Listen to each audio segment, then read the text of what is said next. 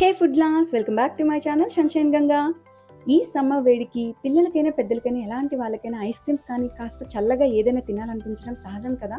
మరి అలాంటప్పుడు హడావిడి లేకుండా సింపుల్గా ఇలా మ్యాంగో పాప్సికల్స్ని ట్రై చేయండి. జ్యూసీగా చాలా టేస్టీగా ఉంటాయి. వాటి కోసం అయితే నేను ఇక్కడ 2 మీడియం సైజు బాగా పండిన తీయగా ఉండే ఆల్ఫాన్సో మ్యాంగోస్ని తీసుకుంటున్నాను. మీరు ఏ మ్యాంగోస్ అయినా సరే తీయగా ఉండేవి తీసుకోవాలి. ఇక్కడ నేను కప్స్లో చూపించడానికైతే 1 ఫుల్ కప్ ఆఫ్ మ్యాంగో స్లైసెస్ని యూస్ చేస్తున్నాను. వాటిని డైరెక్ట్గా జ్యూసర్ జార్లోకి అయితే యాడ్ చేసేసుకోవాలి.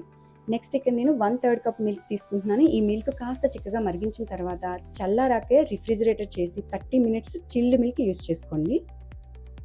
నెక్స్ట్ వీటిలోకి 2 టీ స్పూన్స్ హనీని యాడ్ చేస్తున్నాను. హనీ లేనట్లయితే షుగర్నైనా యాడ్ చేసుకోవచ్చు, నో ప్రాబ్లం. స్వీట్ని బ్యాలెన్స్ చేసుకోవడానికి అయితే 1 పించ్ ఆఫ్ సాల్ట్ని యాడ్ చేసుకోవాలి.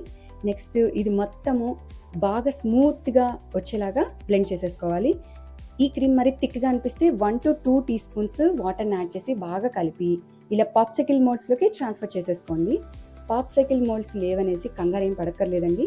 మనకి జస్ట్ డిస్పోజల్ కాఫీ కప్స్ ఉంటాయి కదా, అవి కానీ లేదంటే గ్లాసుల్లోకి కానీ ఈ క్రీమ్ని ట్రాన్స్ఫర్ చేసేసుకొని ఐస్ పట్టకుండా పైన ఒక ప్లాస్టిక్ ర్యాపర్ని వేసేసి రబ్బర్ బ్యాండ్స్ పెట్టుకొని మధ్యలో హోల్డ్ చేసి మన స్టిక్స్ని గుచ్చేసుకొని ఓవర్ నైట్ రిఫ్రిజిరేటర్ చేయాలి. ఇవి రిఫ్రిజిరేటర్ చేసేట ముందు ఒకసారి గట్టిగా ట్యాప్ చేసుకోండి, బబుల్స్ అనేవి ఫామ్ అవ్వకుండా ఉంటాయి.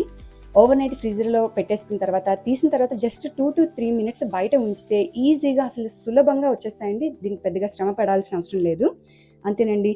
మీకు వీడియో నచ్చితే లైక్ చేయండి. అలాగే సింపుల్ హెల్దీ రెసిపీస్ కోసం సన్షైన్ గంగా ఛానల్ని సబ్స్క్రైబ్ చేసుకోండి. Thanks for watching.